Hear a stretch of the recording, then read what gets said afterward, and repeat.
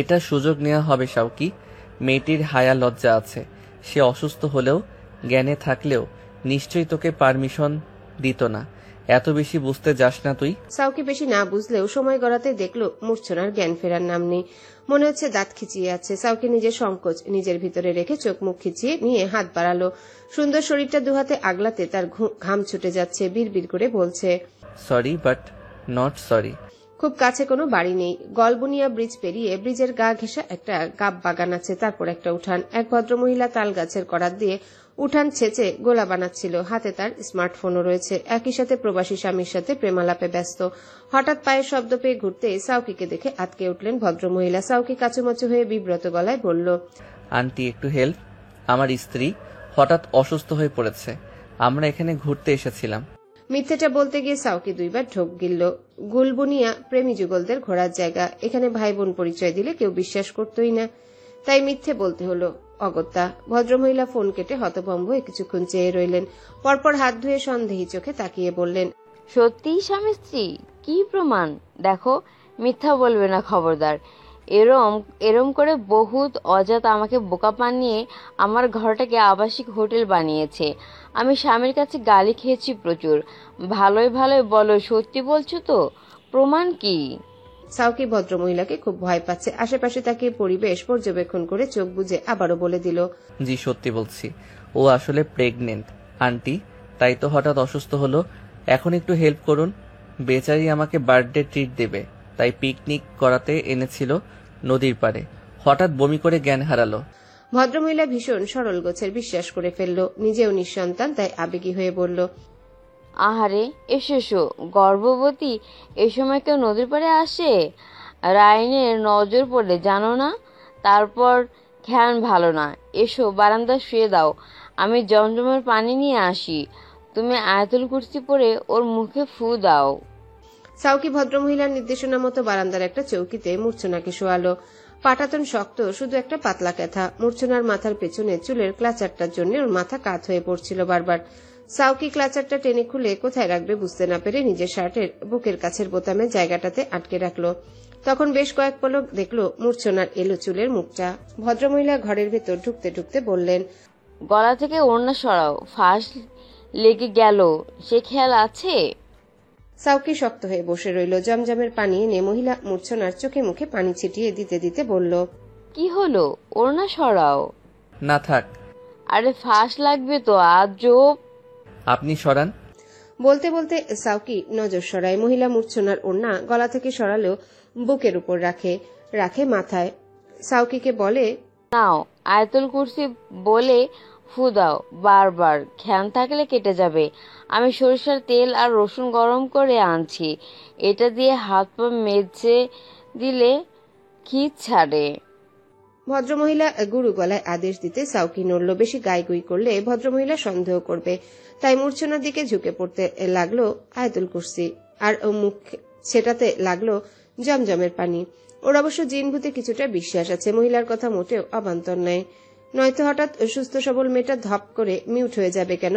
চাঁদ শেষ হওয়া তোতা পাখির মতো তীব্র বেগে ছিটকে আসা জমজমের পানির ঝাপটায় কাজ হলো। মূর্ছনার হাত পায়ের পেশি শিথিল হয়ে এলো। ও চোখ খুলল পিটপিট করে। তবে চোখ খুলে আধো অচেতন মেয়েটা দেখলো ওর মুখশ্রীতে ফু দিচ্ছে একটা সুন্দর ছেলে, আর বিড়বিড় করে কি যেন বলছে। খুবই ভয়ঙ্কর একটা ঘটনা মূর্ছনার জীবনে এটি। ও পরিস্থিতি না বুঝে আটকে উঠল। সাউকি ফু থামিয়ে কিংকর্তব্য বিমূঢ়। পরপর সবেগে সরে এসে মাথা ঝাঁকিয়ে ভীত গলায় বলে, ফু দিচ্ছিলাম, বাজে কিছু নয় মূর্ছনা। ফু কেন দিচ্ছিলেন? মূর্ছনা উঠে বসে নিজের ওড়না সামলাতে ব্যস্ত। কণ্ঠ তার কাঁপছে। এই অস্বস্তি আর গা ঘিনঘিনে ব্যাপারটাতে সাউকে নিজের গালে আস্তে করে চাপড় মেরে সহজ হয়। হাঁপ ছেড়ে বলে, আয়াতুল কুরসি। মূর্ছনা পুরোপুরি বিভ্রান্ত। এলোমেলো দৃষ্টি ফেলে বলছে, আমি কোথায়? এটা কোথায়? বাড়ির ভদ্রমহিলা তখন এলেন। মূর্ছনা চৈতন্য ফিরেছে দেখে বললেন, ও তুমি উঠেছো মা? আচ্ছা, পানি খাবে? মাথা নাড়ল মূর্ছনা। মহিলা গিয়ে এক গ্লাস পানি আনলেন, চিনি নুন দিয়ে গুলে। মূর্ছনা ঢকঢক করে গিলছে। ঠিক তখনই মহিলা বললেন, কয় মাস তোমার? আমার কয় মাস মানে? মূর্ছনা দুর্বল গলায় বিস্ময় ঢেলে বলল, মানে কয় মাসের পেট?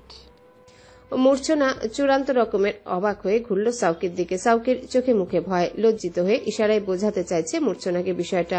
মূর্ছনা কিছুটা বুঝলো, ভীষণ রকমের হতবাক হয়ে অস্ফুটে বলল, 3 মাসের পেট, কিন্তু বাচ্চার বাবা কে?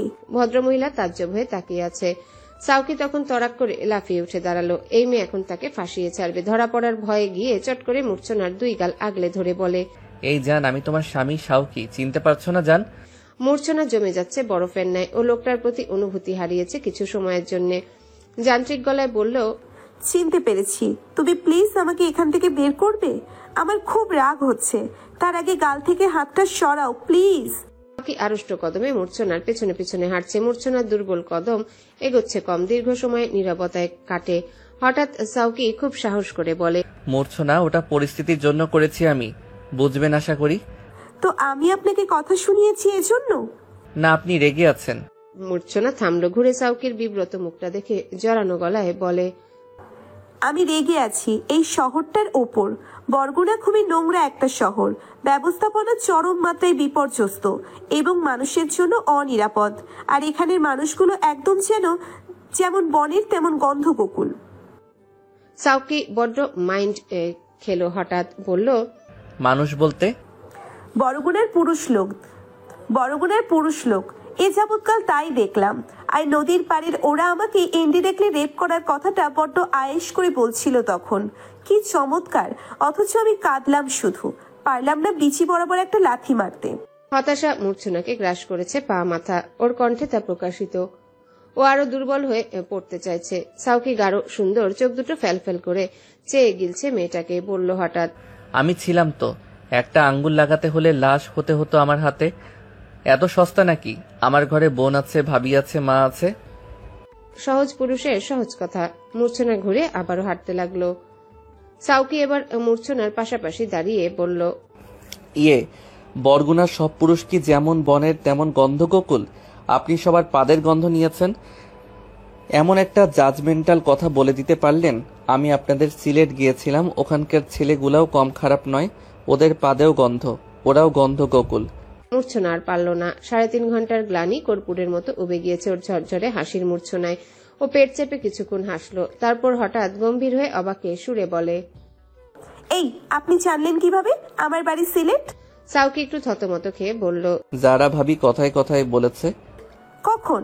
সাউকি প্রসঙ্গটা এড়াতে চাইছে। ও মূর্ছনা সম্পর্কে খোঁজ খবর নিয়েছে, এটা জানতে দেবে না সে। তাড়াহুড়ো করে বলল, মনে নেই? চলেন, ওই সামনে একটা ভ্যান দাঁড়িয়ে আছে মূর্ছনা, ওটাই উঠি গিয়ে। সন্ধ্যা নেমেছে। এখানে দাঁড়িয়ে প্যাচাল পারতে থাকলে আবার গন্ধগোকুল আসবে, এসে পাদের গন্ধ দিয়ে যাবে। আমি একা সিংহ, অন্ধকারে পাদের হাত থেকে আপনাকে বাঁচাতে পারবো না হয়তো। চলুন, সটকে পড়ি। হাসতে হাসতে মূর্ছনা সাউকির পেছন পেছন গিয়ে বাঁশবুনিয়া অটো স্ট্যান্ড থেকে একটা ভ্যানে চেপে বসলো। সাউকি রূপমের কলটা রিসিভ করে জানালো, আসছি। জি, ওনাকে একদম হসপিটালের সামনে নামিয়ে দিব। না, যারা ভাবিকে টেনশন করতে বারণ করো, উনি ঠিক আছেন। তুই হসপিটালের সামনে বাইক রেখে চলে যা আমার। ভ্যান ভাঙা রাস্তায় দুলছে। মূর্ছনা গালে হাত চেপে দেখছে সুন্দর পুরুষটাকে। চারিপাশে অন্ধকার, মাঝে মাঝে চায়ের দোকানের আলোতে সাউকি সুদর্শন মুখাবয়ব দেখছে। আজ সারাদিন পরে মূর্ছনা টের পাচ্ছে ও কিছু দারুণ সময় কাটাচ্ছে এখন। এটা ওর জীবনে প্রথম। এই যে পুরুষটা, এর পারফিউমের ঘ্রাণ এত সুন্দর কেন? আর এর বারবার মূর্ছনা থেকে দূরে সরে বসার ধরনটাও এত সুন্দর কেন? ওর গায়ের সাথে গা ঘেঁষিয়ে বসলে মূর্ছনার এখন সাধ্য নেই ওকে বকার, কিন্তু লোকটা চেষ্টা চালাচ্ছে দূরত্ব বজায় রাখতে। এটা এত সুন্দর কেন? মূর্ছনা মন খারাপ করলো। অনেক সুন্দর একটা মেয়ে হলে, ছেলেটার কাছে ইনিয়ে বিনিয়ে হলেও তার নাম্বার চাইতো। ঠিক হসপিটালের সামনে দাঁড়িয়ে ছটফট করছিল যারা। মূর্ছনাকে পেয়ে জড়িয়ে ধরে কাঁদলো খুব। সাউকি তাড়া লাগিয়ে বলল, আগে ভেতরে যান, তারপর কান্নাকাটি। আমি ফেসে যাব নয়তো। এই জীবনে আর না, কান ধরেছি বাপু। মূর্ছনা শান্ত গলায় বলল, আপনিও সেফলি যাবেন প্লিজ। তারা আপনার ভাইয়ের শত্রু আন্দাজ করলাম। ওনার সাথে বিষয়টা আলাপ করবেন কিন্তু। আর আমি টাকা দেব আপনাকে, মাসখানেক সময় দিন। সাউকি কথা না বাড়িয়ে বাইকে চাপলো। নিজের এক টানে চলে গেল বাড়িতে। সারাদিনের ঝক্কিতে খিদে পেয়েছিল বেশ। বসার ঘরে ঢুকে চেঁচাতে লাগলো, ভাবি এলে? আম্মু কই? ভেতরের ঘর থেকে বেরুলো শাহানাজ। তার পিছু পিছু সাদ, নাফিয়া আর সিমিন, নিসা। সবার মুখ থমথমে। সবশেষে বেরুলেন অসীম তালুকদার। সাউকির হা করে রাখা মুখটা কিছুক্ষণ দেখে ওর পা থেকে মাথা দেখলো। দেখতে দেখতে চোখ থামালো সাউকির বুকের কাছে। মূর্ছনার চুলের ক্লাচার ওর বুকে তখনও। সাউকি বাবার থমথমে দৃষ্টি অনুসরণ করে নিজেকে দেখতেই থমকালো। পরপর দ্রুত গতিতে ক্লাচারটা টেনে খুলে ফেলে দিয়ে ইতস্তত করলো। ইয়ে মানে রাস্তায় পড়েছিল আব্বু, সিমিনের জন্য এনে। সাউকি কথাটা শেষ করতে পারল না একটা বিকট শব্দে।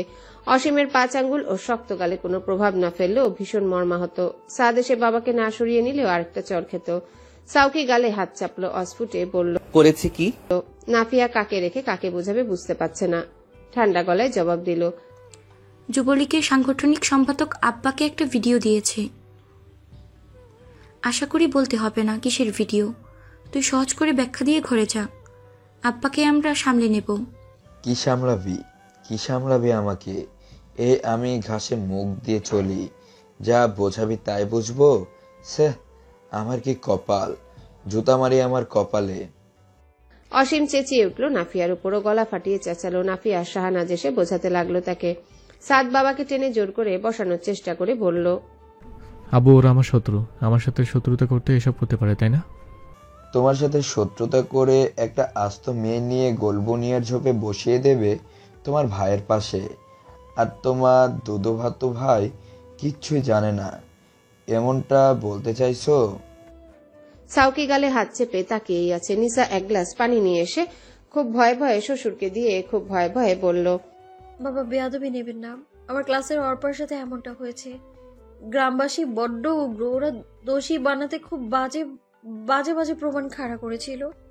অসীম এসব কথাই ভুলতে পারলেন না। তার রাগ সাউকি মেয়েদের সাথে গেলই বা কেন গজরাচ্ছে সে। হঠাৎ সাউকি শ্বাস নেয় বুক ভরে, শান্ত গলায় বাবাকে বলে, আপনার সমস্যা কি জানেন আব্বু? আপনি কোনো কিছু বুঝতে বিন্দুমাত্র আগ্রহী নন। আপনার চোখে আমরা সবাই ত্রুটিপূর্ণ, তাই ভুলভাল করতেই থাকবো এটাই ভাবেন। একটা কথা বলার আগে ভাবেন না আমাদের মনেও কষ্ট হতে পারে। আপনি মেয়ে নিয়ে ফুর্তি করতে যাব, সত্যি এটাই ভাবলেন? অসীম জবাব দিলেন না। মেঝেতে পড়ে থাকা মেয়েদের চুলের ক্লাচারটার দিকে চেয়ে রইলেন। সাউকি বাবাকে আর ওই ক্লাচারটার প্রেক্ষাপট ব্যাখ্যা করল না। ও চুপচাপ ঘর থেকে বেরিয়ে গেল। সাদ পিছু পিছু এলো, হাত টেনে ধমক দিল, থামবি? আমরা ছিলাম তো তোর পাশে। সাউকি চাপার আগে ভাইয়ের হাত থেকে নিজের হাত ছাড়িয়ে নিয়ে শান্ত গলায় বলল, আমার পাশে না থেকে আমার পাশে না থেকে ওনার পাশে থাকো। আমি ফুর্তি করতে যাচ্ছি আবার। চর খাবি সাউকি, ভেতরে আয়। সাউকি এলো না। দুগাল ভরে অভিমান নিয়ে বাইক স্টার্ট করলো, ছুটলো বরাবর, উদ্দেশ্যহীন সে। সাদ শ্বাস ফেলে ঘরে গিয়ে বাবাকে বলল, ওর রাগ কিন্তু অযৌক্তিক নয় আব্বু, আপনি বিষয়টা হয়তো ধরতে পারছেন। আমার ভাই এমন নয়, রাগ কমুক, একটু পর ধরে আনলে দুটো বুঝে কথা বলেন। সাউকি চাপার আগে ভাইয়ের হাত থেকে নিজের হাত ছাড়িয়ে নিয়ে শান্ত গলায় বলল, এই মেয়েটির পরিবারের সাথে আমার যোগাযোগ করিয়ে দেওয়ার ব্যবস্থা করো আজকের মধ্যেই। আজ বরগুনার শিমুলতলার রাস্তাটা শুনশান। সাউকি এসে থেকে টের পাচ্ছে। পরপর 4টা সিগারেট শেষ করেছে এসে থেকে। থাপড়ে থাপড়ে মশা মেরেছে শয়ে শয়ে। সার্কিট হাউস মাঠে গান বাজছে বক্সে। ডিফারেন্ট আছে দৃষ্টিপ্রদীপ গানটি। বাড়িতে যাওয়ার টান নেই ওর মাঝে। বুকের ভেতরটা কেমন অস্থির লাগছে। ওর অস্থিরতা সহস্রগুণ বাড়িয়ে দিয়ে ওর কাছে এলো জারার ফোন। মেজাজ গরম নিয়ে সাউকি কলটা ধরতে ওপাশে জারা ভেঙে পড়ল কান্নায়। সাউকি ভাইয়া জানেন সর্বনাশ হয়েছে। বলো, জানতে চাচ্ছি। নিস্তেজ স্বর সাউকির। ওই গুলবুনিয়ার ভিডিওটা ওই বদমাশগুলো এডিট করেনি আসলে, চিটিং করে রেখে দিয়ে নাহিদ নামে গুয়োটা বড় ম্যামকে পাঠিয়েছে। বড় ম্যাম তো রেগে উন্মাদ, আমাকে আর মুছুন্না আপুকে বের করে দেয়া হবে হোস্টেল থেকে। পুরো ইউনিভার্সিটিতে তো ছিছি পড়ে গিয়েছে। আর এখানে একটা ক্যারেক্টারলেস ডাক্তার আছে বুঝলেন, সে আপুকে তার কেবিনে ডেকে কি বলেছে জানি না। আপু এসে থেকে ঘরের দরজা বন্ধ করে কাঁদছে। সাউকি বা খাড়া হয়ে রইল কিছুক্ষণ, পরপর অস্ফুটে বলছে, উনি এখন কি করছেন? চিচি পড়েছে মানে? হোস্টেলের বড় আপুরা অবধি খেপে গিয়েছে। আমি তো চর খেয়েছি। ছিছি পড়েছে মানে বোঝেন না? সবাই ভাবছে আপু আসলেই এমন কিছু করে এসেছে। সাউকি কল কাটলো, আচমকা থ হয়ে দাঁড়িয়ে রইল আরো কিছু সময়। এমন সময় হাঁপাতে হাঁপাতে রূপম এলো, বলল, এ ভাই, সাত ভাই কল করেছে আমাকে 12 বার, চল তোকে বাড়ি দিয়ে আসি। সাউকি জবাব না দিয়ে বাইকে চাপলো তড়িৎ। রূপম ওর পেছনে চেপে বসলো। কোথায় যাবি? এই প্রশ্নে সাউকি নিরুত্তর। বাইক গিয়ে থামলো একদম নার্সিং ইনস্টিটিউটের হোস্টেলের পেছনের গেটে। বাইক থেকে নেমে ও ফোন ঘেটে বিকাশ অ্যাপ থেকে মূর্ছনার নাম্বারটা বের করে কল করলো শুরুতে। মূর্ছনা ততক্ষণে কাঁদতে কাঁদতে নেতিয়ে পড়েছে। অচেনা নাম্বার দেখে রিসিভ করতে চাইল না শুরুতে, তারপর কি মনে করে করলো। ফোনটা কানে চেপে ধরে ধরা গলায় বলল, কে? মূর্ছনা, আমি শাওকি। আপনাদের হোস্টেলের পেছনে গেটে দাঁড়িয়ে আছি, একটু ম্যানেজ করে আসবেন। মূর্ছনা ভারী অবাক, পরপর নিজেকে সামলে নিয়ে শক্ত গলায় বলল, না, কেন? আপনি চান? আবারও কান্না পাচ্ছে মূর্ছনার। কাল ইনস্টিটিউটে মিটিং হবে আজকের বিষয়টা নিয়ে। সেই উৎকণ্ঠায় হাত পা এখনই ঠান্ডা হচ্ছে। সাউকি বলল, মূর্ছনা, আপনি না এলে আমি কিন্তু সরাসরি আপনার ওয়ার্ডের ম্যামের কোয়ার্টারে গিয়ে তার সাথে আলাপ করব। এবার ভয় পেল মূর্ছনা। মাথায় সুতির ওড়না টেনে বিধ্বস্ত কদমে নামলো নিচে। পা টিপে টিপে সিনিয়রদের রুম পেরিয়ে এসে বাইরে নেমে মর্গের পাহারাদার শিবুর থেকে গেটের চাবি নিয়ে গেট খুলে এগিয়ে এলো।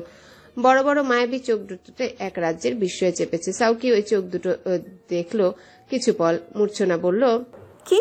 সাউকি একটু সংকোচ ছাড়াই ধীর স্থির বলল, আপনার বাড়িতে বিয়ের প্রস্তাব পাঠাবো, বিয়ে করবেন আমায়?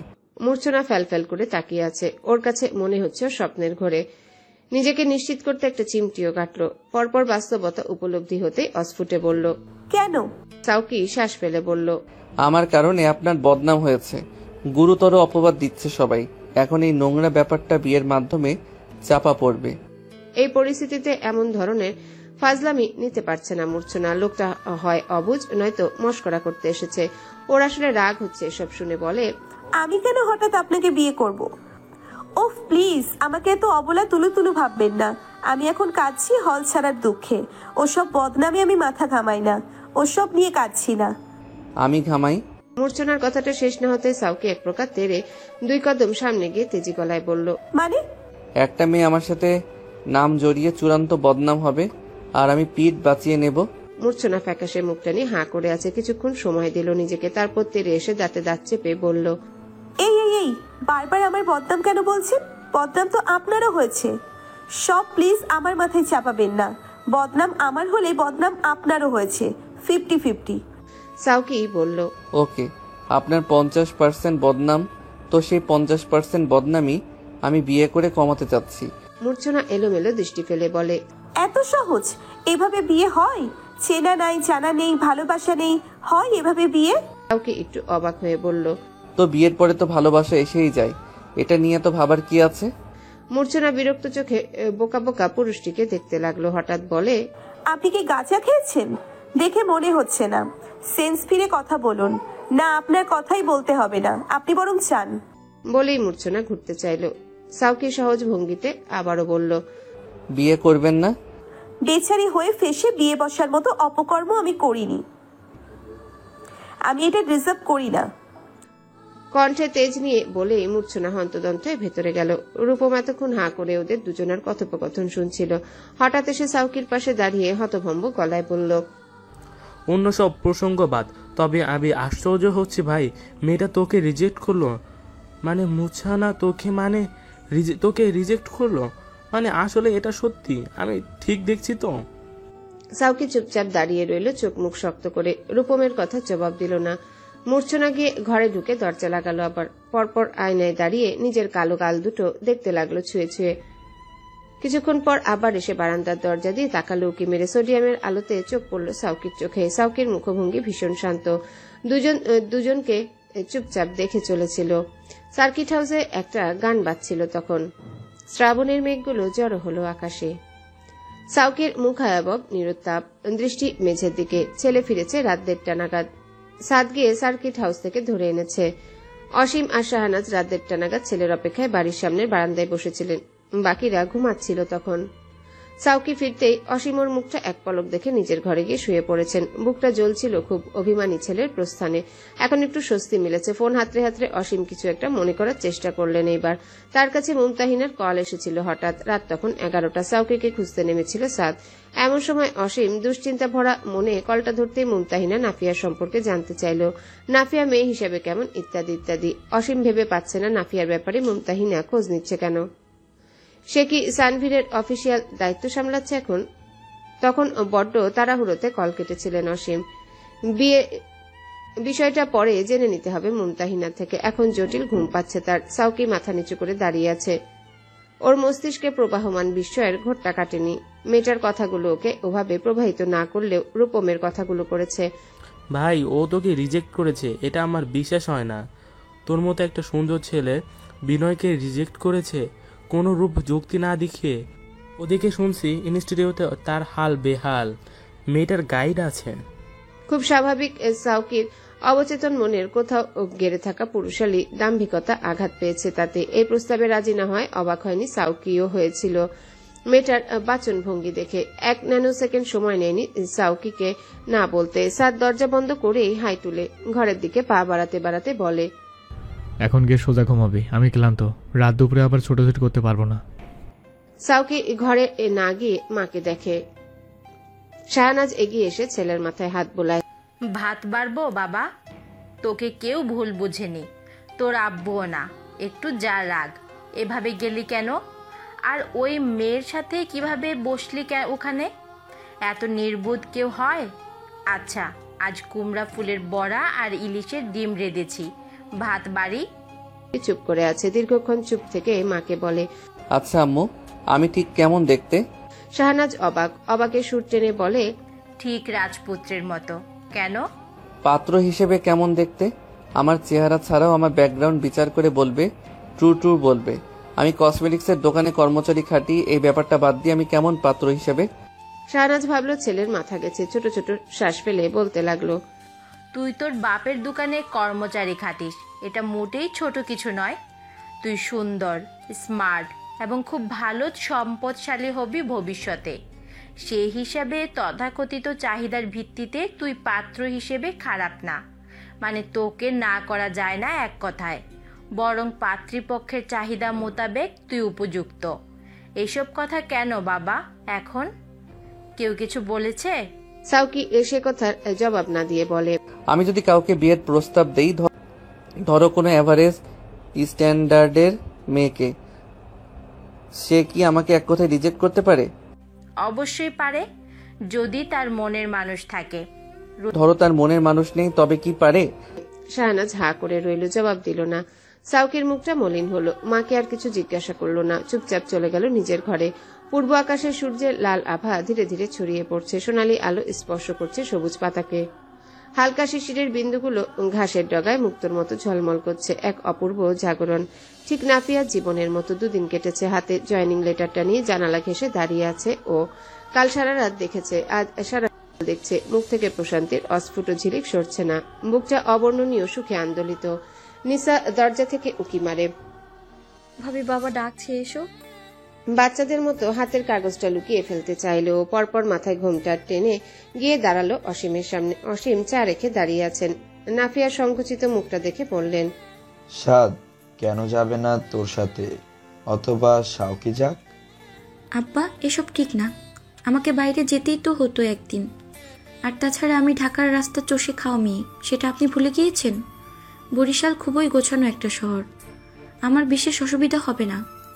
অসীম অস্পষ্ট শ্বাস ফেলল, শুনে বলল, না, এই 6 বছরে তোকে খুব আদরে রেখেছি তো, আমার মনে হয় তুই বাইরে গেলেই হোঁচট খাবি কিংবা রাস্তা পার হতে পারবি না। নাফিয়া চোখ নামিয়ে দাঁড়িয়ে আছে। অসীমের কথায় চোখের দুই পাশে এক ফোঁটা করে নোনা জল ভিড়েছে। ও তা দেখাতে চাইছে না। শাহনাজ ব্রেকফাস্ট টেবিলে পরোটার বাটি রেখে নিচু স্বরে বলে, রোজাটা রাখতে বারণ করেছিলাম, তোর এই শরীরে নফল রোজা রাখা উচিত বুঝলাম না। কাল তালিমে ছিলি, নামাজে ছিলি, যথেষ্ট তো। অভ্যাস হয়ে গেছে আমার, 2টা অবধি জেগেছিলাম, ভাবলাম সেহরি খেয়েই ঘুমাই। নাফিয়া কথাটা বলতে সাদ এলো চোখ মুছতে মুছতে। ওর পেছনে পেছনে সাউকি। এই টানা দুদিন অভিমানে সাউকি বাবার উপর রেগে থাকলেও ভাবির কথাটা মাথা থেকে সরায়নি। বলল, আমার যেতে হবে। আরো এক দফা দুজনকে হাসি মুখে বারণ করে নাফিয়া তড়িঘড়ি করে ঘরে ঢুকে গোছাতে লাগলো নিজের প্রয়োজনীয় জিনিসপত্র। একটা ফাইলে ভরে শাড়ির উপরে একটা স্কার্ফ কোনো মতে একটা প্যাচ দিয়ে ঢেকে নিল মাথাটা। আজ সে ফুল হাতের ব্লাউজ পরেছে, ভীষণ মার্জিত লাগছে নাফিয়া ইবনাথকে। স্মার্টনেসের ঘাটতি কোথাও নেই। হাতে পার্স আর সানগ্লাসটা নিয়ে ঘর থেকে বেরিয়ে দেখলো অসীম আগের মতো দাঁড়িয়ে আছে। নাফিয়া তার কাছ থেকে বিদায় নিতে যাবে, ঠিক তখন সাদ বলে উঠল, বরগুনার ই কমার্স গ্রুপটাতে গতকাল রুমমেটসে একটা পোস্ট করেছে, কেন জানতে পারি? নাফিয়া শান্ত অবিচল কণ্ঠ, অবশ্যই পারো। পোস্ট দিয়েছে কারণ আমার রুমমেট প্রয়োজন। একা থাকাটা একটু কষ্টকর এবং বাজেটের প্রবলেম আছে। মূলধনের 2,80,000 টাকা তো ভেঙে বসে থাকতে পারি না। আমাকে ঢাকা উঠতে হবে। এই টাকাগুলো ছাড়া হাতে একটা টাকা নেই। নিজের 4% জমি যা পেয়েছিলাম বাপের বাড়ি, তার সবচেয়ে গরিব চাচাতো ভাইকে মায়া করে দিয়ে দিয়েছি। তখন ভেবেছি আমার স্বামী শ্বশুরের এত টাকা, এই 4% জমি দিয়ে করবোটা কি? আজ আমি শূন্য। শেষের বাক্যটাতে নাফিয়া দীর্ঘশ্বাস ফেলে। সাদ একটু শক্ত হয় এবার। কিন্তু আব্বু যে গতকাল 2 দিন আগে তোমার চাকরি লেটে আসার পরে এত ঝামেলা, তুমি একটু শুনতে চাও না কেন? অন্তত মা চারেক এখানে। তার কথা তো সবই শুনলাম এতগুলো বছর। এখন একটু অবাধ্য হই, আব্বা মনে কষ্ট নেবেন না। নাফিয়া শ্বশুরের সাথে চোখ মেলাতে অপারগ। কোমল জেদ উগরে গিয়ে ভ্যানিটি ব্যাগ কাঁধে চাপিয়ে শু ক্যাবিনেটে স্লিপার খোঁজে। স্লিপার খুঁজতে খুঁজতে হঠাৎ একজোড়া হাই হিল পায়। আজ হঠাৎ করে আরেকটু স্মার্ট হতে মন চাইল ওর। শাহেদ হাই হিল পছন্দ করতো না, ওর জন্য পড়া হতো না এসব। এখন থেকে নাফিয়া পড়বে। ও হাই হিল জোড়া হাতে নিয়ে দ্রুত পা ফেলে তালুকদার মেনশনের বাইরে বেরোলো। তার বাস 7:30টায়। বেলা 10:30টায় তাকে বরিশাল গ্র্যান্ড পার্ক হোটেলে থাকতে হবে। উত্তরণে মোট 17 জন পুরুষ ও মহিলাকে হায়ার করা হয়েছে। আজ সবার সাথে শুভেচ্ছা বিনিময়, সাথে প্রকল্পের ব্যবস্থাপনা বুঝিয়ে দিবেন চেয়ারম্যান সানভীর তালুকদার। নিমন্ত্রণপত্র জয়েনিং লেটারের সাথে পেয়েছে সে গত 2 দিন আগে। উঁচু সিলিং, মার্বেলের চকচকে টাইলসের মেঝে আর নরম সোনালী রূপলি আলোয় সজ্জিত দেওয়াল। প্রবেশদ্বার পেরুতেই নাফিয়ার পা মাথা আপনা আপনি ছেয়ে গেল সংকোচ আর জড়তায়। শরীরটা গুটিয়ে নিয়ে এলোমেলো পা ফেলছে ও। বাস থেকে নেমে অটো ধরে এসেছে এ পর্যন্ত। গাড়ির দোলানিতে বমি বমি ভাব, গলায় মাথাটাও ভন ভন করছে। আজ রোজা ভেঙে গেলে মুশকিল। আল্লাহ আল্লাহ করছে। রিসেপশনের সামনে প্রশস্ত কাউন্টার, যেখানে হাস্যোজ্জ্বল কর্মীরা বিনয়ের সঙ্গে অতিথিদের স্বাগত জানায়। একপাশে বিশাল কাচের জানালা দিয়ে বরিশাল শহরের নয়নাভিরাম দৃশ্য দেখা যাচ্ছে। রিসেপশনে নিজের নিমন্ত্রণপত্র দেখিয়ে নাফিয়া লিফটে চাপল। ও টের পাচ্ছে শরীরটা বিশেষ ভালো নেই। ক্রমশ দুলছে মাথা, দুলছে শরীর। আল্লাহ আল্লাহ করছে যেন মাগরিব অব্দি টিকতে পারে। রোজা কোনো মতেই ভাঙা যাবে না। গ্র্যান্ড পার্কের 7 তলায় ভিআইপি একটা লাউঞ্জে আয়োজিত শুভেচ্ছা বিনিময় আলোচনা সভা। লাউঞ্জ নাম্বার 23 দিকে নাফিয়া যত এগোচ্ছে ওর শরীরটা অবর্ণনীয় ছটফটানিতে নেতিয়ে আসছে ক্রমশ। বারবার নিজের দিকে চোখ ফেরাচ্ছে ও। আসলেও নিজের বেশভূষা নিয়ে ভারী দ্বিধান্বিত। আশেপাশের ভদ্র মহিলা উঁচু পর্যায়ে সাজসজ্জা দেখে ছোট মনে হচ্ছে ওর মন। কিন্তু এতে কি হবে? না, নাফিয়া তো কখনো নিজের কমফোর্ট জোন থেকে বেরোবে না। ওর বাইরে স্বচ্ছন্দে শাড়ি, ঘোমটা ঢিলে ব্লাউজ, এগুলো থাকবে আজীবন। কোন মহিলা কতটা চমৎকার করে সেজে এসেছেন এসব দেখে ওর কি? ভেবেই মুখে একরাশ আত্মবিশ্বাসী হাসি খেলিয়ে ও লাউঞ্জে ঢুকলো। কিন্তু হঠাৎ শরীরটা এই নিয়ে তৃতীয়বারের মতো দুলে উঠতেই নাফিয়া অস্ফুট স্বরে আর্তনাদ করে উঠল, সর্বনাশ! একটা বিশ্রী রকমের অনাকাঙ্ক্ষিত দুর্ঘটনায় নাফিয়া চোখ মুখ খিচিয়ে নিয়েছে। নাকে ঠেকেছে গুচির পারফিউমের সুবাস। এই সুবাস নাফিয়া খুব ভালো করে চিনে। ওর এক বান্ধবীর স্বামী শিল্পপতি ছিল। বান্ধবীর বাড়িতে গিয়ে দেখেছিল এটা। হালকা সুবাসেই খালি পেট মুচড়ে উঠল নাফিয়ার। ওর গাল ঘেঁষা একটা শক্ত শরীরের সাথে সেই ব্যক্তিরই শক্ত হাতের টানে অর্ধেক খুলেছে ওর হিজাবটা। সানভীর চশমা নিচের চোখ দুটো ভারী বিস্মিত, অস্বস্তিতে গাঢ় হয়ে আশেপাশে তাকাচ্ছে। ভদ্রমহিলাকে ছেড়ে দিবে কিনা সেটা নিয়ে দ্বিধাগ্রস্ত। যদি লুটিয়ে মাটিতে গড়িয়ে পড়ে? ঠিক আছে নাফিয়া আক্তার। স্বল্প পরিচিত ভারী স্বরটা কর্ণঘরে পৌঁছাতে নাফিয়া দুর্বল শরীরে জোর খাটিয়ে ছাড়িয়ে নিতে চাইল নিজেকে। এমনিতে পায়ের গোড়ালি ভেঙে কাত হয়ে পড়ে এক্সিটের পর্দা ধরে ঝুলছিল। বাকিটা সাপোর্ট রেখেছিল সানভীরের শক্ত আড়ষ্ট হাত। নাফিয়া চোরের মতো মুখটা নিয়ে ছটফটিয়ে উঠে ঠিক হতে চেয়ে আরেক বিপত্তি ঘটায়। তড়িঘড়িতে ঠিক হয়ে দাঁড়াতে গিয়েও পেন্সিল হিলের খুঁটটা রেখে দেয় সানভীরের ডান পায়ের উপর আকস্মিক। পরপর ব্যাপারটা নিজেই বুঝতে পেরে থ হয়ে যায়। প্যাকাশে মুখটা নিয়ে লাফিয়ে সরে আসতে আবারও খেলো দেয়ালে বাড়ি। ধপ করে পুড়ে উঠল পিঠটা। নাফিয়া আতঙ্কিত হয়ে চেয়ে আছে শান্ত ভঙ্গিতে দাঁড়িয়ে থাকা সৌম্য মুখটাতে। পায়ের ব্যথায় নীল হয়ে আছে সানভীরের ফর্সা মুখটাও, কিন্তু ও নিশ্চুপ চেয়ে আছে নাফিয়ার দিকে। খানিক বাদে ওর সে অবিচল দৃষ্টি নামে নাফিয়ার পায়ে। নাফিয়া শ্বাস ফেলে কাপা স্বরে বলে, সরি স্যার। সানভীর জবাব না দিয়ে নাফিয়ার পায়ের হাই হিল দেখে। পরপর বলে, যা পড়ার অভ্যাস নেই সেটা পরে একটা দুর্ঘটনা ঘটানোর কোনো মানেই নেই। পা ভাঙার চান্স 100%। নাফিয়া লজ্জা পেল, অস্ফুটে বলল, সরি স্যার, এক্সট্রিমলি সরি। আমি কি আপনার জন্য কিছু করতে পারি? আমি আসলে ভীষণ লজ্জিত। আপনার পায়ে ব্যথা করছে। আমি কাউকে ডেকে আনবো? নাফিয়া দ্বিধায় মরে যাচ্ছে, হড়বড়িয়ে বলছে সব। ও আসলে নিজেই জানে না কি বলছে। সানভীর নির্বিকার ভঙ্গিতে বলে, ভেতরে যান। ব্যথা পাননি? নাফিয়া চোর পালানোর মতো করে পালিয়ে যেতে চাইল, কিন্তু বিধিবাম ওর দুর্বল শরীরটা এ নিয়ে চতুর্থবারের মতো দুলে উঠতেই ও আরেকটা উষ্ঠা খেল ভেতরের লবিতে। সাপোর্ট হিসেবে খপ করে ধরে ফেললো সানভীরের একটা এক্সপেন্সিভ দৈত্যাকৃতির ফুলদানি। লাভ হলো না কোনো, ফুলদানি সমেত ওকে পড়তে হলো লবির পাশের দেয়ালে। এই যাত্রায় ফুলদানি বাঁচলেও নাফিয়া ব্যথা পেল বাহুতে। আবার তার মুখে আর রাগ করল না, রাতে দাঁত চেপে ভেতরে ঢুকলো, পেছনে তাকালো না অবর্ণনীয় লজ্জায়। সানভীর দাঁড়িয়ে দাঁড়িয়ে পুরো ঘটনাটা দেখলো, এবার আর ধরতে গেল না। এত গায়ে পড়া ভদ্রলোক সে নয়, উল্টো বিড়বিড় করলো, কনফিডেন্সের ভারে হাঁটতে পারছেন না, মেয়েটা সো স্যাড। মিটিং এর শুরুতেই সানভীর নিজের পরিচয় দিয়ে বাকিদের সাথে পরিচিত হলো, শুভেচ্ছা স্বরূপ তুলে দিল প্রত্যেককে এক একটা বুকে। এরপর বলল, আগেই আমরা সিরিয়ার আলাপে না যাই, এখনো দপ্তরিক কোনো কাজ হচ্ছে না, আমরা আনঅফিসিয়ালি আলোচনা করব, সেখানে আমাদের 7 জনের থেকে মতামত নেব। যেহেতু প্রকল্প নতুন, আপনাদের হাত ধরে গড়ে উঠবে এটা, তো আগে 1 কাপ কফি। সানভীর বলার সাথে সাথে দুজন লোক ট্রে ভর্তি করে কফি আর মুখরোচক কিছু স্ন্যাক্স দিয়ে গেল। নাফিয়া জড়সড় হয়ে বসে আছে, সবাই তাদের খাবার সাদরে নিলেও নাফিয়া চুপচাপ। সানভীর কথা বলতে বলতে বিষয়টা খেয়াল করলো, ডাকলো হঠাৎ, আপনি খাচ্ছেন না কেন? এই যে। নাফিয়া চোখ তুলল, আস্তে ধীরে বলল, সরি আমি রোজা। সানভীর জবাব দিল, আপনি রোজা? আমি জানতাম আপনি নাফিয়া আক্তার। নাফিয়া মৃদু শ্বাস ফেলল এ দফায়, কণ্ঠে সেই কোমলতা বলল, স্যার আমি রোজা রেখেছি স্যার, আর ইটস অলওয়েজ ইফনাথ নট আক্তার। সানভীরের ফোনে কল এলো তখন, ও ফোনটা বের করে বলল, ও সরি, আসলে আপনার নামটার সাথে আমার একটু ঝামেলা হবেই দেখছি। আচ্ছা, আমার একটা কল আসছে, আপনারা গল্প করুন, নিজেদের মধ্যে একটা বন্ডিং ক্রিয়েট করুন, এটার কিন্তু ভীষণ প্রয়োজন। Excuse me. সানভীর চলে যেতেই নাফিয়া বাকিদের সাথে হেসে হেসে মিনিট দুয়েক কথা বলে উঠল। ও খুঁজছিল জুয়েল ভাইকে, জুয়েলকে পেল আরেকটা কোণে, হাতের ফাইলটা থেকে একটা কাগজ বের করে বলল, ভাই আইডি কার্ডের ঠিকানা চেঞ্জ করেছি, ওই চেয়ারম্যানের কাছ থেকে নাগরিক সনদ এনেছি, বলেছিলেন এটার খুব প্রয়োজন। জুয়েল হেসে হাত বাড়িয়ে কাগজ নিয়ে বলল, ধন্যবাদ, আপনাকে স্যার হেড হিসেবে নির্বাচন করেছে, তা কি জানেন? নাফিয়া অবাক হয়ে বলল, না তো, তিনি ঘোষণা দেননি। স্যার আগামীকাল সপ্তাহে বরগুনা গিয়ে একটা মিটিংয়ে বাকি সব বুঝিয়ে দেবেন। আপনি কাল থেকে ওখানকার অফিসের দায়িত্ব নিন, মাঠও সামলাবেন আর অফিসও। সন্ধ্যার দিকে মূর্ছনার জ্বর এলো। দুশ্চিন্তা করলেই ওর জ্বর আসবে, এটা যেন বয়স সন্ধির পর থেকে ওর জীবনের লিখিত নিয়ম। ও জ্বরের ঘরে নিজের ফোন হাতড়ে বেড়াচ্ছে, মা বাবাকে কল করছে সকাল থেকে, তারা কলটা ধরেনি, উল্টো চাচা চাচি কল ধরে যা নয় তাই বলে বকেছে ওকে। একটা শব্দ বলার আর সুযোগ পায়নি সে। গত 2 দিন আগে দুপুরবেলা ইনস্টিটিউটের মিটিং রুমে সালিশ বসেছিল। মূর্ছনাকে আলটিমেটাম দেওয়া হয়েছে হল ছাড়ার, এছাড়া ওর অভিভাবককে ডাকা হয়েছে 1 সপ্তাহের ভেতর। বাবা মা এই খবর শুনে নাকি অসুস্থ হয়ে পড়েছে কিছুটা। মূর্ছনা খবরটা জানতে পেরেছে চাচির কাছে, চাচি ওকে বার্তা দিয়েছে সামনের সপ্তাহে এসে মূর্ছনাকে একেবারে নিয়ে যাবে। নার্সিং পড়ার পাঠ চুকিয়ে ফেলতে কড়া আদেশ তার। মূর্ছনা রাগ করে কল কেটেছিল তখন।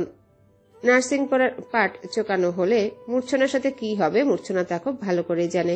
চাচির ভাইয়ের বিপত্নিক এক ছেলে, যার 2টা বড় বড় বাচ্চা আছে, মূর্ছনা থেকে 3 বছরের ছোট। তার সাথে বিয়ে করিয়ে দেওয়ার পরিকল্পনা আছে ওর চাচা চাচির। এটা এতদিন প্রকাশ্যে না বললেও সেদিন বলল সুযোগ পেয়ে। লোকটার একটু বেশি টাকা, এটাই মূলত চাচা চাচির লোভের কারণ। এমনিতেই কালো, তার উপর কলঙ্ক। তোর কপালে মহিন ছাড়া আর কে আছে এখন? তুই আয় বাড়িতে, এখানে কেউ জানে না তোর এই সব কথা। মহিনের সাথে সুখে থাকবি। মূর্ছনা এক দুপুর কেঁদেছে এক বয়স্ক লোকের পাশে, নিজেকে বউ বেশি কল্পনা করে। তাছাড়া ওই লোক মদ খায়, মূর্ছনা চাচির বাড়িতে খেতে দেখেছে। স্থানীয় এক রাজনৈতিক ব্যক্তিত্ব সে, খুবই ভয়ঙ্কর ব্যাকগ্রাউন্ড। চাচি এখন ওর সহজ সরল বাবা মায়ের ব্রেন ওয়াশ করে ফেললেই মূর্ছনা ফেসে যাবে। এসব কথা ভাবলেই শ্বাস আটকে যায় ওর। তার উপর বিকেলবেলা বড় মামার খাস চালা এসে ওকে জানিয়ে গিয়েছে আগামী 3 দিনের মধ্যে হল ছাড়তে হবে। এই সমনটা পেয়ে কি আর স্থির থাকা যায়? এই শহরে ওর জায়গা কই, উঠবে কোথায়? যারা উঠেছে তার খালার বাসায়, মূর্ছনা যাবে কই? তখন সুপ্তি ঢুকলো ঘরে, ওর আচরণে ছটফটে ভাবে। হাত বুলিয়ে মূর্ছনার মাথা ছুঁয়ে একবার গা চেক করে বলল, হ্যালো বন্ধুরা, পরবর্তী পার্ট খুব তাড়াতাড়ি আসবে, তো সবাই অপেক্ষায় থাকো। আর চ্যানেলটি যারা এখনো সাবস্ক্রাইব করোনি তারা পরবর্তী পার্ট দেখার জন্য চ্যানেলটি সাবস্ক্রাইব করে রেখো। ধন্যবাদ সবাইকে, আমাদের সাথেই থেকো।